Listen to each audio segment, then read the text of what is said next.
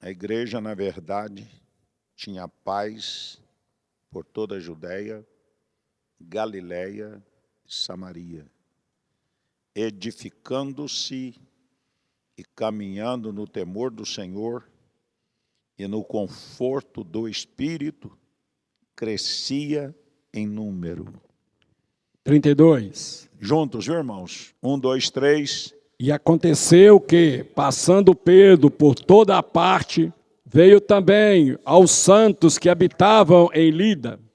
Encontrou ali certo homem chamado Enéas, que havia 8 anos jazia de cama, pois era paralítico. 34. E disse-lhe Pedro: Enéas, Jesus Cristo te dá saúde. Levanta-te, faz a tua cama. E logo se levantou. Viram-no todos os habitantes de Lida e Sarona, os quais se converteram ao Senhor. 36. E havia em Jope um discípulo chamado Tabita, que traduzido se diz Dorcas. Esta estava cheia de boas obras e esmola que fazia. Ora, aconteceu naqueles dias que ela adoeceu e veio a morrer. E depois de a lavarem, puseram-na no cenáculo. 38. E, como Lida era perto de Jope, ouvindo os discípulos que Pedro estava ali, lhe mandaram 2 homens, rogando-lhe que não se demorasse em vir ter com eles. Pedro atendeu e foi com eles. Tendo chegado, conduziram-no para o cenáculo, e todas as viúvas o cercaram chorando, e mostrando-lhe as túnicas e vestido que Dorcas fizera enquanto estava com elas. 40. Mas Pedro, fazendo sair a todos, pôs-se de joelho e orou. E voltando-se para o corpo, disse: Tabita, levanta-te. E ela abriu os olhos, e vendo a Pedro, assentou-se. Ele, dando-lhe a mão, levantou-a, chamou os santos, especialmente as viúvas, e a apresentou viva. 42. E foi isto notório por todo o Jope, e muitos creram no Senhor. Pedro ficou em Jope, ou Jope, muitos dias em casa de um curtidor chamado Simão. Passado aquele tempo de perseguições, de pressão, registrado no capítulo 8, aí a Bíblia registra que a igreja tinha paz. Eu entendo que a paz aqui seria interna, né, e externamente. A igreja estava unida, a igreja estava bem coesa, não havia disputa, não havia guerras internas, não havia competição, havia paz. Isso aqui é fundamental. Quando na igreja há guerrinhas internas, competição, um querendo apunhalar o outro, um querendo puxar o tapete do outro, é o começo da morte de uma igreja. O Espírito de Deus, e os novos que chegam percebem um ambiente hostil. Eu costumo dizer que ovelha não bebe em águas agitadas. Literalmente isso é verdade.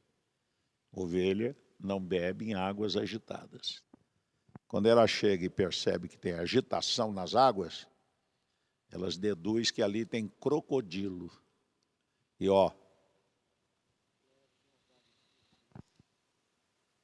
uma das coisas que mais leva novos convertidos a dispersarem da igreja é o ambiente que elas notam, né? De guerra, às vezes, competição. Toda a obra da carne, está lá em capítulo 5 de Gálatas, né? Dissensões, pelejas, contendas, maledicência.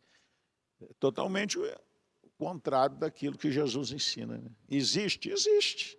Onde tem gente, nós somos humanos, tem imperfeições. E somos muitas vezes suscetíveis a essas coisas. Quando a gente percebe, o antídoto é a palavra.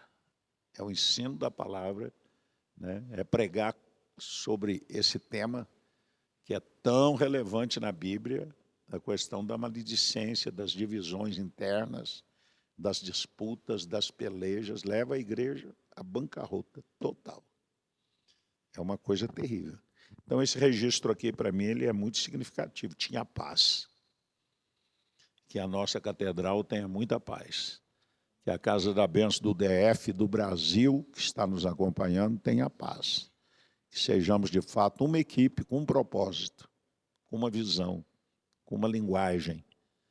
Ver o reino de Deus expandir.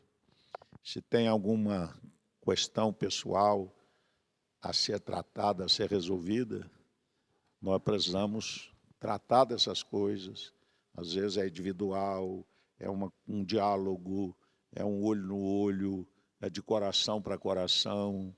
Senão a gente passa a perder a essência do Espírito de Deus e vira um campo de guerra, né?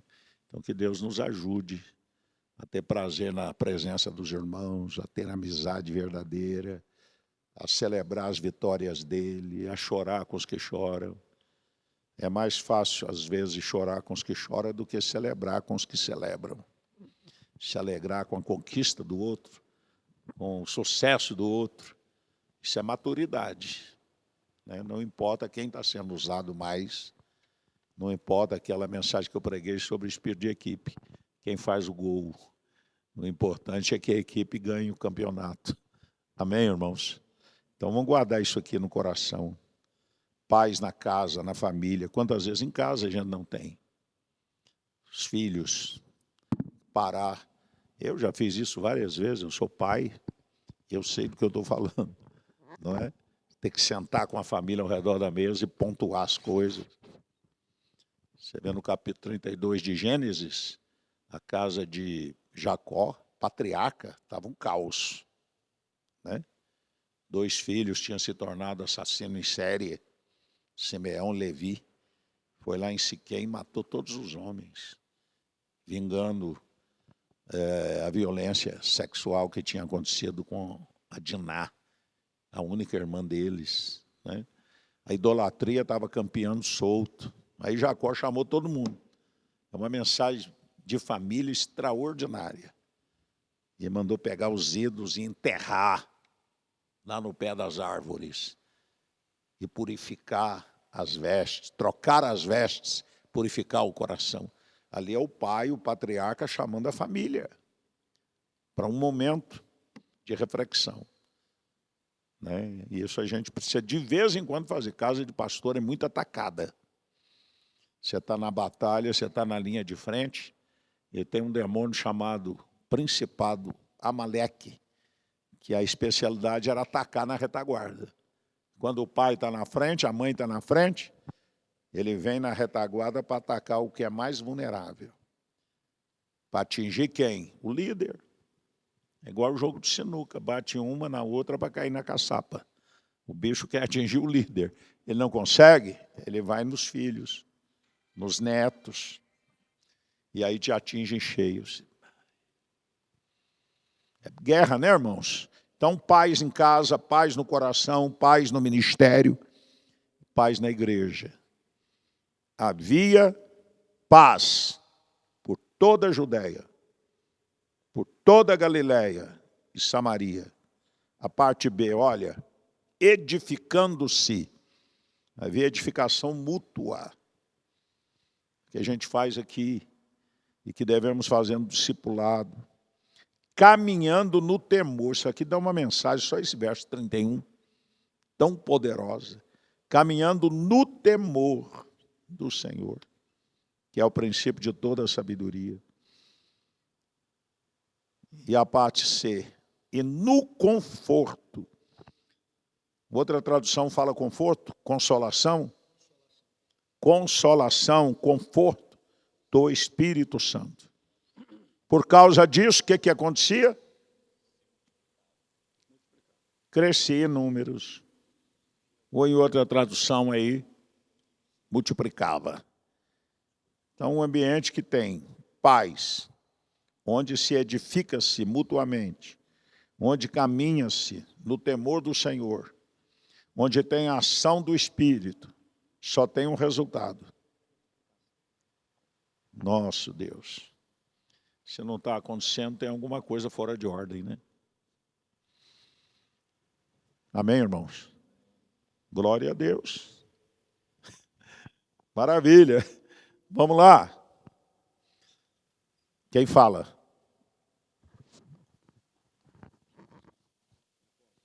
Sim. Coisa interessante é que, primeiro, eles edificavam a si mesmos.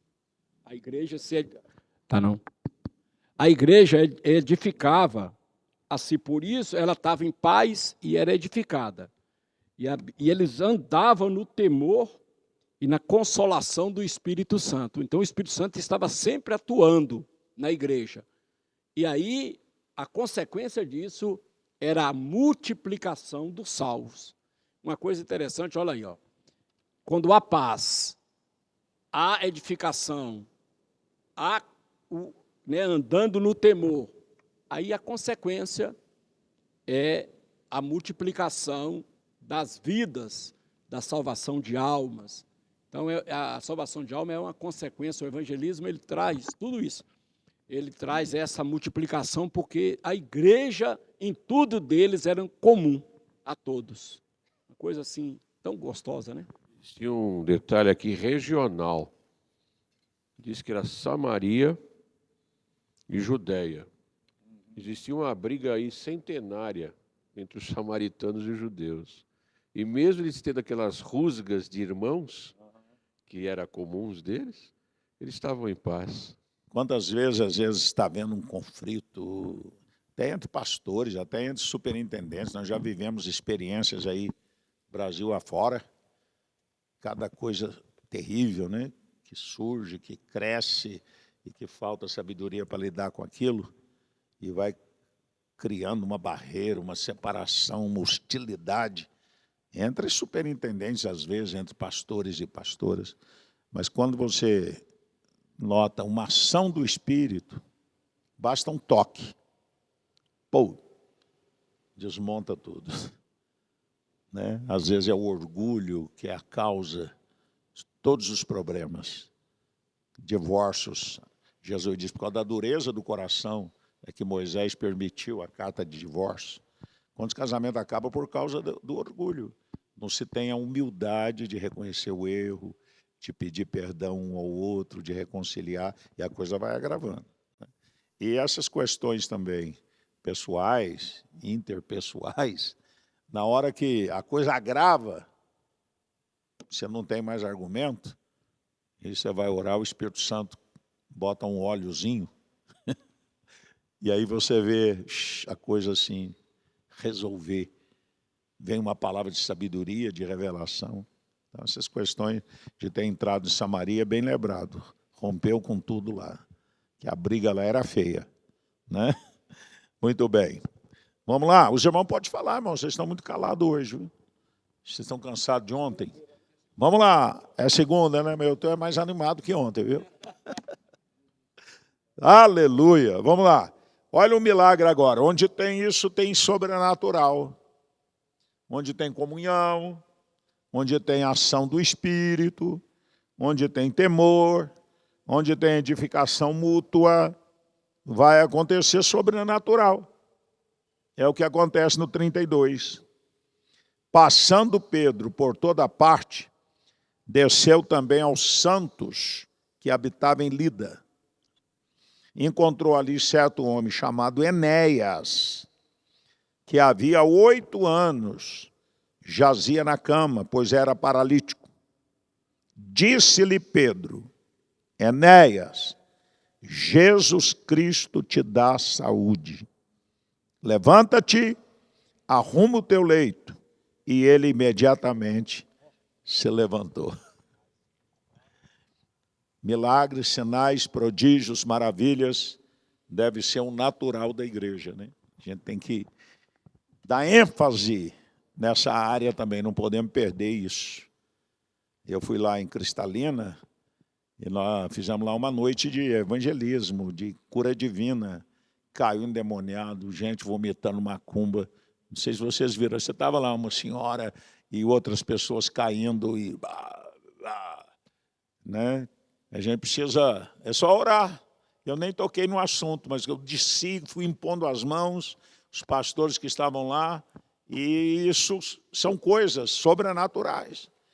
E o marido daquela mulher é um farmacêutico conhecido, e ela também, né? A informação que a gente teve depois, e ele ficou assim, o que é isso, o que está havendo com a minha esposa e tal, chama atenção. E eles estavam lá poucas vezes, não é crente da igreja. Se fosse, estava errado, né? Crente endemoniado, botando para fora a macumba. Então a gente tem que destacar os sinais, maravilhas. Agora me chama a atenção, irmão, a expressão de Pedro. Enéas chamou o cabra pelo nome. Jesus Cristo te dá saúde. Os irmãos já interessados em saber o significado da palavra saúde? Saúde. Não é apenas ausência de doença. A palavra saúde é completo bem-estar físico, moral e espiritual. É interessante. É uma definição. Eu aprendi isso com o T.L. Osborne há muitos anos, e é uma definição da OMS. O que é a saúde? Completo bem-estar físico, moral e espiritual. Então, quem dá a verdadeira e genuína saúde, todos os sentidos, é Jesus Cristo. Que quando entra, muda tudo. Amém? Jesus Cristo, Enéas, te dá saúde. Tem um pastor lá em Vitória que chama Enéas, e eu brinco com ele, sempre que eu encontro com ele, Enéas, Jesus Cristo te dá saúde, irmão. Onde é que está escrito? Ele ficava tutibiando, agora ele memorizou. Não é? Então houve aqui um milagre fantástico. E o outro milagre foi maior ainda, é crescente. Olha o 36. Alguém leia o 36 aí. Vai, pastor Gilvan. Dá um microfone ali para o pastor Gilvan. Continua gravando. O milagre da cura de Enéas, que era paralítico há 8 anos. Mas agora vem um milagre maior. Verso 36. E havia em Jope uma discípula chamada Tabita, e traduzida se diz Dorca. E esta estava cheia de boas obras e esmola que fazia. Então, era uma irmã que tinha uma chamada para obra social. E aqui vale a pena a gente dar um toque, né, irmãos? Como é importante o evangelismo através da obra social. No meio pentecostal, e nós nos incluímos, há uma deficiência muito grande nessa área. Você ora e os nossos irmãos tradicionais dão um banho em nós. Né? Os adventistas, a gente discorda de muitas coisas dos adventistas, mas você olha a obra social deles, é um negócio assim impactante. Batistas e presbiterianos, né? E no meio pentecostal, raras exceções, e no nosso meio, Casa da Bênção, menos ainda, se dá ênfase em trabalho social. Poucas das nossas igrejas fazem. E quando faz, pode saber que vai ter um resultado maravilhoso. Não só para questão de números, mas de compaixão mesmo. Mateus 25, tem um texto ali que chama muito a nossa atenção, não é? Quando Jesus diz assim, tive fome e não me destes de comer, tive sede e não me destes de beber, era estrangeiro e não me hospedaste, estava nu e não me vestistes. E aí perguntaram, quando foi, Senhor, que nós tivemos assim? E Jesus diz, quando não fizestes a um dos pequenos, a mim não fizeste. E depois ele faz o contraponto. Tive fome, me deste de comer, tive sede, me deste de beber, estava nu e vestiste-me, era estrangeiro e hospedaste. Quando, Senhor? Quando fizeste a um dos pequeninos, a mim o fizeste. Tem pastor que faz uma interpretação aqui só espiritual. Também, mas tem a ver também com literal. É importante isso. Então a gente precisa despertar, né, irmão? campanha do amor, campanha do quilo, sopão, morador de rua. Lá em Vitória nós temos a minha filha Ana Paula, chamado dominante dela é obra social. Ela envolve, ela chora, e ela busca, e ela envolve pessoas, e ela pede com um grupo lá no supermercado, e levanta, e vai, sai de madrugada. Agora deu uma diminuída, mas já fizeram com muita intensidade. Aí vai naqueles moradores de rua, debaixo das marquises, tempo frio, e leva sopa, e leva cobertor, e não sei o quê, e encontra tanta gente desviada, irmãos. A maioria dos moradores de rua, maioria, acho que sim, pelo menos 50%, é de gente desviada. Pessoa que saiu de casa por um demônio, giramundo, que bota a cabeça da pessoa louca e bota a pessoa para andar sem destino. É coisa muito séria. As cracolândias da vida, São Paulo, meu Deus do céu, aqui, né, a gente vê por aí, igrejas que fazem um trabalho voltado para essa população, situação de rua, vai ter surpresa agradável. Deus tem pessoas na igreja que têm essa vocação, chamado para isso, basta a gente dar um apoio.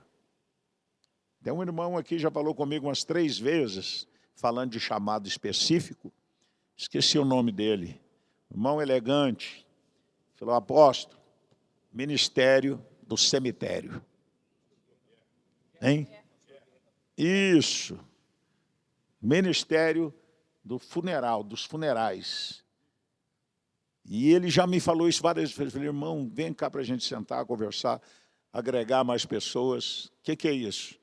É ir nos cemitérios, lá nos lugares que faz o velório, que muitos não tem lá um padre, não tem lá um pastor, e a família está lá esperando a hora do sepultamento, todo mundo chorando.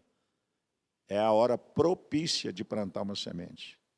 A Batista Lagoinha, eu tenho alguns amigos lá, e esse ministério dos velórios é um dos mais frutíferos lá.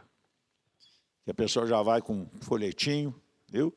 Com carimbo, a família fica grata, porque naquele momento um homem de Deus trouxe uma palavra de consolo, depois visita a família, fez a conexão, irmão, no momento de dor. Quer dizer, isso tem que ter compaixão, né? Então, tem pessoas que Deus dá um chamado específico, e a gente precisa descobrir e procurar incentivar. Amém? Verdade ou não? Então, a Dorcas aqui tinha uma vocação social. Olha o que ela fazia aí, para beneficiar as viúvas. E isso ganhou o coração do povo. Ela ficou tão querida que quando ela morre, foi uma comoção. Deixa o irmão falar já, deixa só. Cadê? Onde é que nós estamos? 37. Olha só um minutinho. Havia em Jope uma discípula por nome, Tabita, né? Tabita não é que não tem acento agudo, não tem acento, é Tabita. Nome este que traduzido quer dizer Dorcas. Ela era notável pelas boas obras e esmolas que fazia. Não era para aparecer, não era para chamar atenção, não era como os fariseus, era dela, compaixão. Quantos têm essa coisa? Todos nós que temos o Espírito de Deus temos que ter a característica de bondade, de dar a mão, de socorrer, não para chamar os holofotes. É porque está em nós ajudar.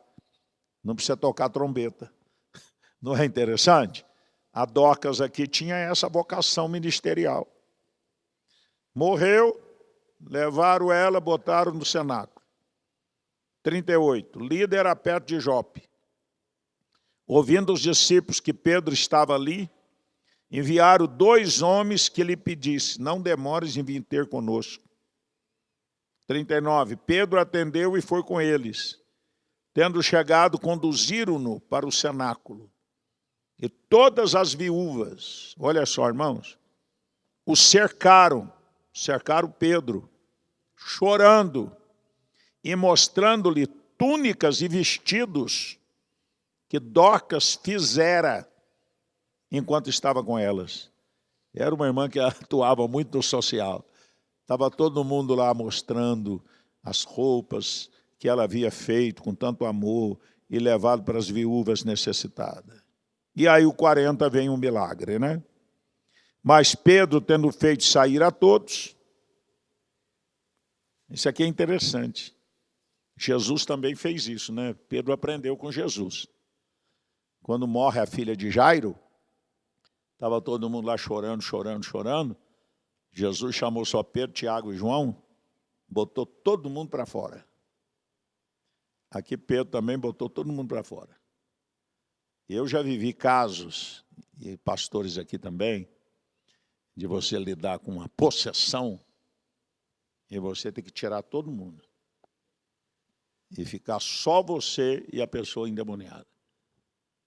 Porque às vezes tem muitas pessoas ali vacilando, pessoas ali duvidando, pessoas ali, sei lá, até torcendo para que nada aconteça, né? Então a gente tem que ter um ambiente seleto. Colegas de oração com a mesma visão. Jesus sempre fazia isso. Momentos principais, Jesus chamava 3.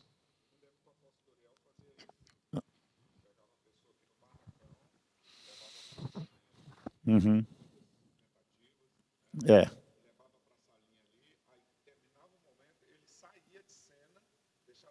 Exatamente. É. Porque o diabo gosta de dar espetáculo. Ele ama isso, chamar a atenção para si. E no culto de libertação com multidão, é isso que o apóstolo fazia. Eu também praticava muito isso. De demônio esperneando e gritando e pulando, e não sai, sai, não sai, sai, não sai, e grita e pula e sapateia. Quando você tira ele da cena, ele leva lá para dentro e fala: seu palhaço, seu miserável, faça o que você estava fazendo agora. Aí você encara ele no nome de Jesus e ele, deixou de chamar a atenção.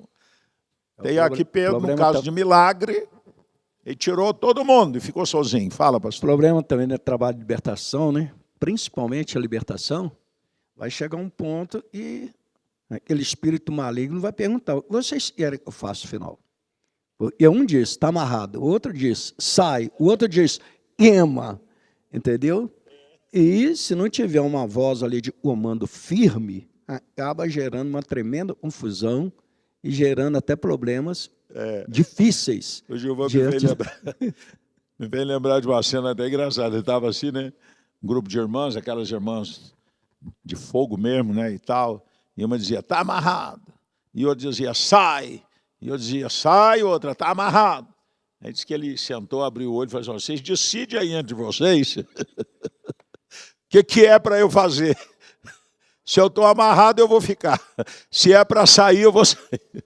Alguém conta isso, não sei se é verdade ou não, mas que virou comédia no meio, né? Vamos lá. Então tem que haver concordância. A Bíblia diz assim, vendo que a multidão concorria. Os irmãos já viram essa expressão na Bíblia? Vendo que a multidão concordava, era unânime no pensamento da libertação do milagre, o milagre acontece. Então, é só um detalhe aqui para a gente. Onde mais agora, irmãos? Parou aonde? Pedro, tendo feito sair a todos, pondo-se de joelho, orou. Voltando para o corpo, disse, Tabita, levanta-te. Olha que coisa. Ela abriu os olhos e, vendo a Pedro, sentou-se. É um milagre, hein? Ele, dando-lhe a mão, levantou-a, chamou os santos, especialmente as viúvas, e a apresentou viva. Imagina a repercussão disso. Aí o 42 fala da repercussão. Isto se tornou conhecido por toda Jope. E muitos, não poucos, creram no Senhor. Pedro ficou em Jope muitos dias, em casa de um curtidor chamado Simão. Que Deus nos abençoe, que o Espírito aplique essa palavra, que princípios sejam aqui vivificados em nós e que a gente possa mirar Atos dos Apóstolos e buscar, né, uma continuidade sobrenatural na nossa vida, no nosso chamado.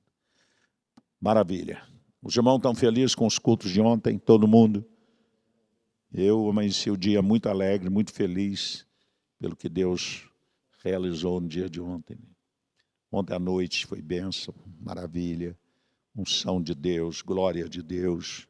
E hoje não será diferente. Vamos ter uma grande reunião de liderança. Amém? O pastor Israel está chegando por aí, nós vamos ter reuniões agora com o pastor Sentic, com o pastor Marcos Caldino, com Israel, tratando lá de Urilândia do Norte. Aí depois vamos almoçar juntos, tá bom? Pastor Fábio, falar para o Ronaldo lá, dar uma melhorada lá boa para nós, recebendo pessoas, fazer um almoço de classe. Um beijo para os irmãos, um dia abençoado, glória a Deus.